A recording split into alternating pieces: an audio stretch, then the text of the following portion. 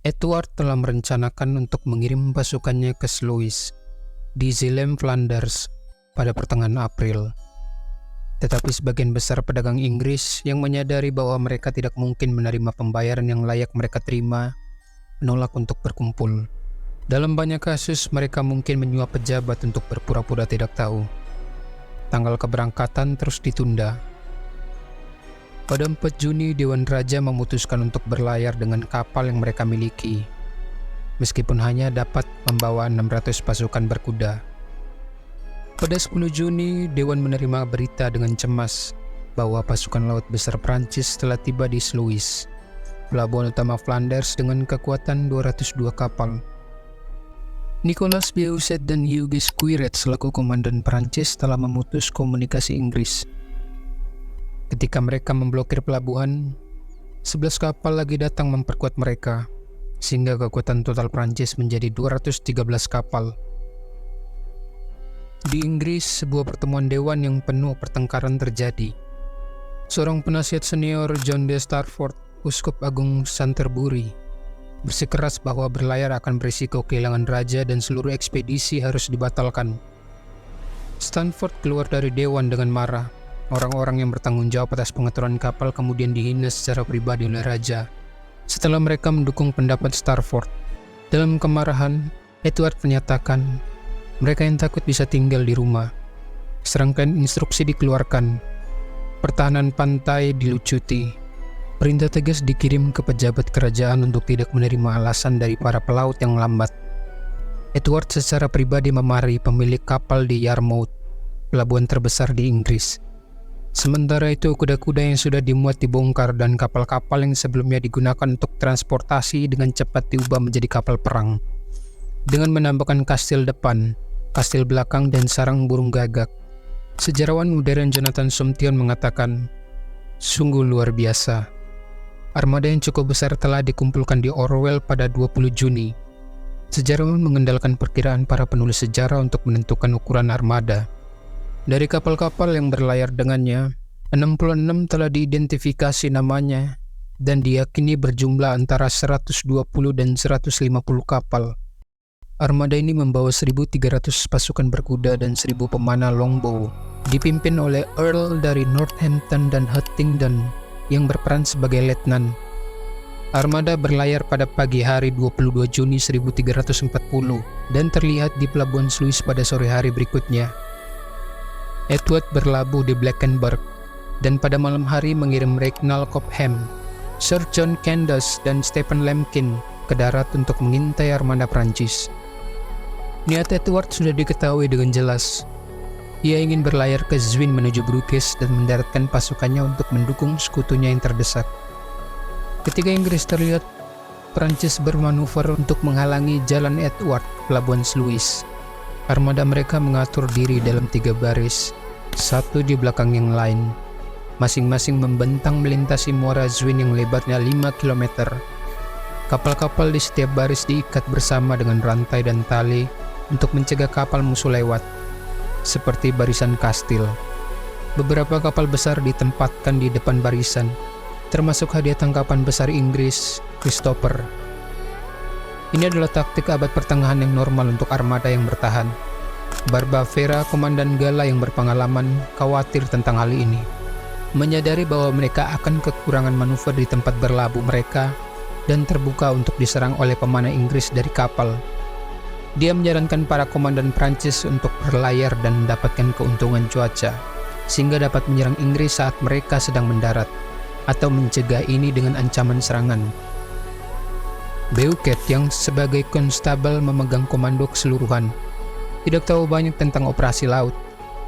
Dia memandang Barbavera sebagai orang biasa dan hampir seperti bajak laut, serta ingin memastikan tidak ada kesempatan bagi Inggris untuk lolos. Ia bersikeras untuk memegang posisi yang memblokir pelabuhan. Edward memasuki pelabuhan pada saat air pasang keesokan harinya, 24 Juni, bermanuver untuk bisa menyerang dengan keuntungan angin dan pasang surut serta matahari di belakang mereka. Serangan tersebut terjadi pada pukul 3 sore. Setelah hampir sehari terhubung oleh rantai dan tali, dan dengan angin dan hujan bekerja melawan mereka, Kapal-kapal Perancis telah didorong ke timur dari posisi awal mereka dan menjadi kusut satu sama lain. Behuquet dan Cuyaret memerintahkan kapal-kapal untuk dipisahkan. Meskipun dalam kenyataannya ini terbukti sulit dan armada mencoba untuk bergerak kembali ke barat, melawan angin dan pasang surut. Dalam keadaan kacau ini mereka melakukan kontak dengan Inggris. Edward mengirim kapalnya melawan armada Prancis dalam 3 unit. 2 kapal membawa pemanah yang mengapit 1 dengan prajurit. Kapal-kapal Inggris dengan pemanah akan mendekati kapal Prancis dan melepaskan anak panah ke dek kapal. Prajurit kemudian akan menaiki dan mengambil kapal tersebut. Sejarawan modern Jonathan Sumption dan Robert Hardy secara terpisah menyatakan bahwa pemanah Inggris dengan longbow mereka memiliki kecepatan tembak 2 atau 3 kali lebih besar dari pemanah Prancis dan jarak tembak yang lebih jauh. Hardy memperkirakan longbow memiliki jangkauan efektif 3.000 yard atau 270 meter dibandingkan dengan 200 yard atau 180 meter untuk crossbow. Pertempuran itu menyerupai pertempuran darat di laut. 2 kapal yang berlawanan akan diikat bersama dan para prajurit kemudian bertarung tangan kosong, sementara pasukan pendukung menembakkan panah. Sering berjalannya pertempuran, taktik Behuquet yang mengikat kapalnya bersamaan terbukti menjadi bencana besar bagi Prancis karena memungkinkan Inggris untuk menyerang kapal tunggal atau kelompok kecil kapal dengan kekuatan luar biasa, sementara kapal Prancis lainnya tidak bisa bergerak. Jumlah prajurit yang lebih banyak di kapal Inggris, terutama pemanah, juga berperan. Seorang pemanah dari London melaporkan bahwa panah Inggris seperti hujan es di musim dingin. Banyak kapal Prancis yang dinaiki dan ditangkap setelah pertempuran sengit.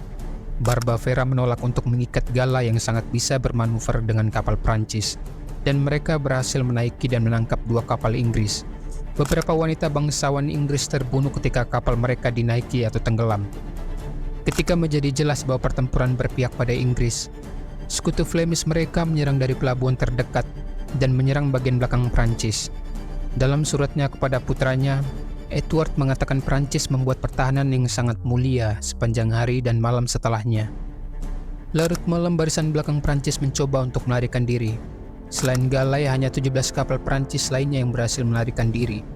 Inggris menangkap 166 kapal dagang Prancis. Sisanya 24 kapal armada Prancis tenggelam atau dibakar. Sedikit jika ada, tawanan yang diambil dan air dipenuhi darah dan mayat. Kerugian Prancis berkisar antara 16.000 hingga 20.000 orang tewas. Sebagian besar dari mereka tenggelam. 2 komandan Prancis, keduanya ditangkap dan Behuquet digantung di tiang kapal sendiri, sementara Cuyaret dipenggal. Sebagai pembalasan atas pembantaian yang mereka pimpin di Arme Muiden 2 tahun sebelumnya, dan atas serangan mereka di pantai Inggris. Orang Prancis yang berhasil berenang ke darat dipukuli sampai mati oleh penonton Flemish. Di kubu Inggris hanya 4 kesatria Inggris yang terbunuh, bersama dengan sejumlah besar prajurit Inggris lainnya. Para penulis sejarah saat itu memperkirakan 400 hingga 600 tentara yang tewas. Orang Inggris bersanda bahwa jika ikan di pelabuhan Sluis bisa berbicara dalam bahasa Prancis, dari pesta tubuh Prancis yang mereka makan. Selama berhari-hari pasang surut membawa mayat, Sumption menyimpulkan Prancis telah mengalami bencana laut dalam skala yang tak tertandingi hingga zaman modern.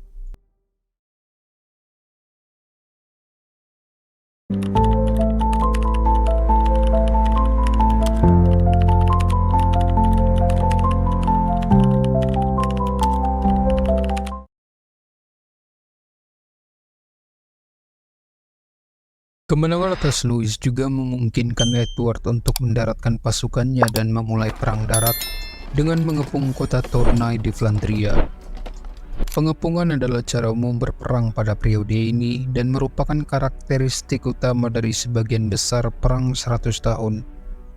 Pertempuran besar antara pasukan besar relatif jarang terjadi dan jauh lebih umum bagi kedua belah pihak untuk menggunakan taktik pengepungan untuk menguasai kota musuh. Pasukan pada periode ini yang sering disebut sebagai zaman kesatria terdiri dari sejumlah kecil bangsawan, biasanya berkuda, mengenakan pelindung baja berat dan membawa berbagai senjata. Para ksatria ini terikat oleh kode etik yang kompleks dan menaati 3 tuan, penguasa feodal atau raja mereka, wanita mereka, dan Tuhan. Ksatria-ksatria ini dilengkapi dengan sejumlah besar prajurit bebas yang kurang terlindungi, mengenakan rantai baja dan sering menggunakan senjata seperti tombak, serta sejumlah besar tentara bayaran. Pengepungan jarang menghasilkan hasil yang cepat dan pengepungan Tournai berlangsung hingga September 1340 tanpa kota tersebut direbut. Pada saat itu Philip keempat telah tiba di daerah tersebut dengan pasukannya, meskipun dia enggan bertemu dengan pasukan Inggris dalam pertempuran. Pada tanggal 25 Desember baik Raja Prancis maupun Raja Inggris kehabisan uang, dan tidak ada yang mampu melanjutkan pertempuran. Sebuah gencatan senjata diatur yang dikenal sebagai gencatan senjata Explosion menyebabkan pasukan Inggris mundur.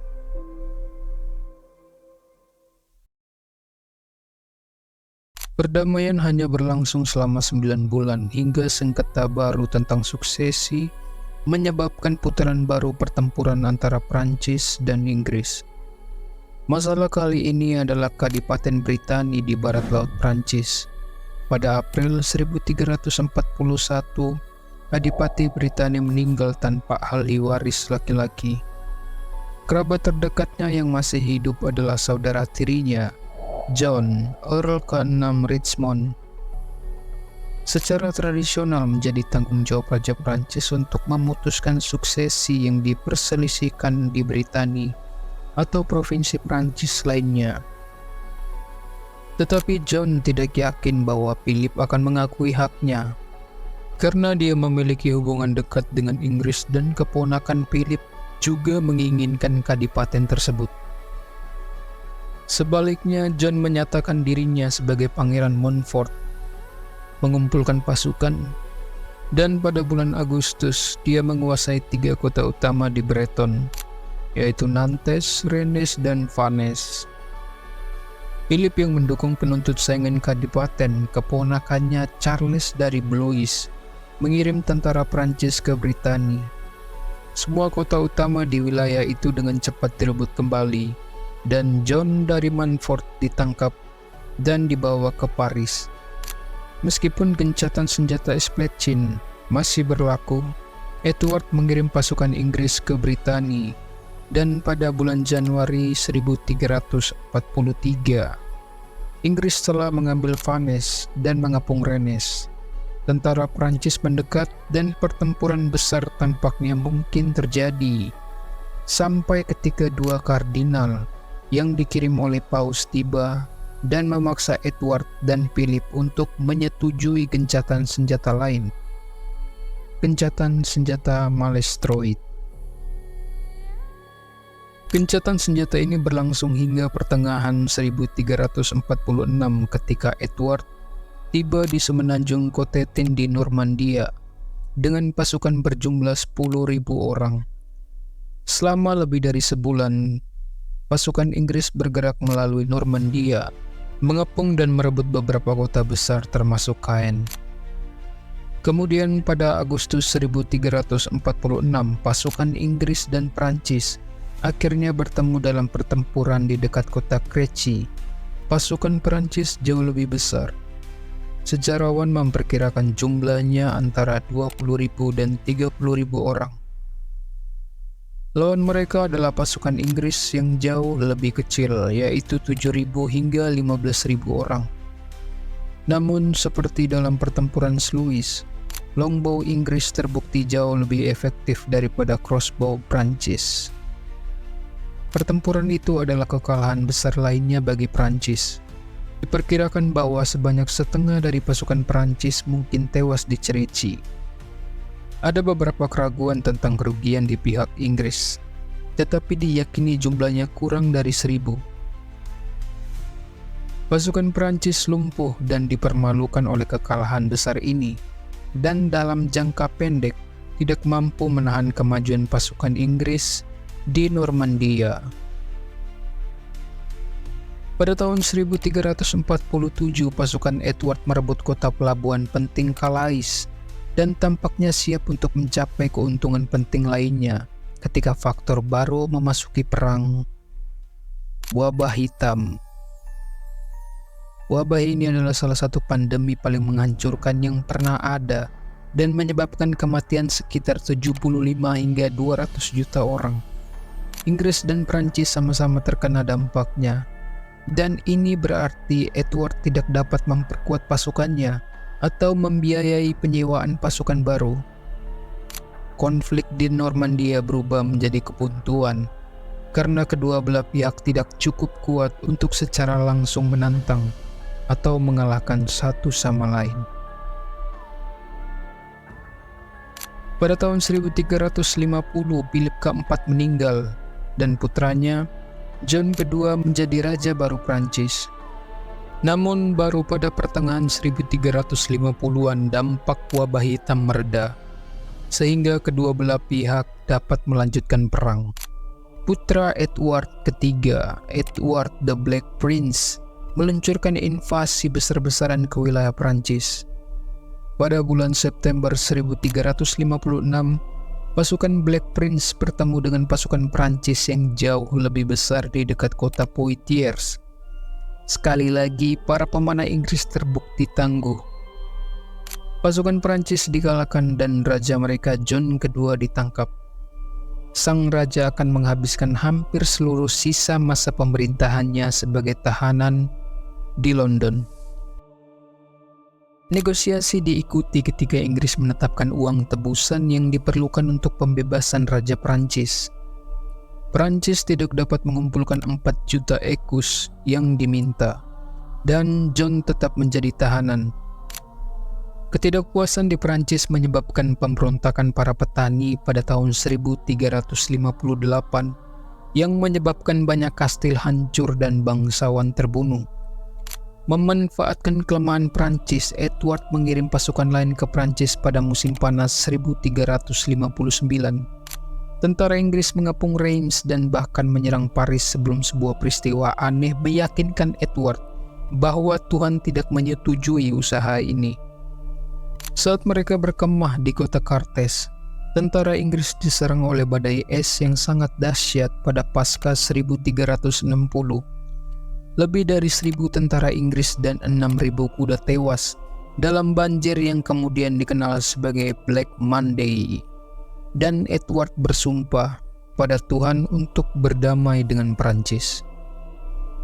Ketika Dauphin Prancis, Charles, yang kemudian menjadi Raja Charles kelima, yang memerintah Prancis saat John absen, menawarkan negosiasi, Edward dengan senang hati menyetujuinya.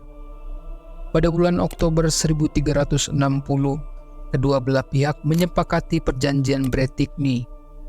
Ini mengakhiri konflik tersebut. Edward setuju untuk melepaskan klaimnya atas takhta Prancis dan sebagai gantinya, Inggris diberi kendali atas kota Calais dan wilayah Aquitaine. Dengan penandatanganan perjanjian ini, fase pertama dari Perang 100 tahun, yang sering disebut sebagai Perang Edwardian, berakhir.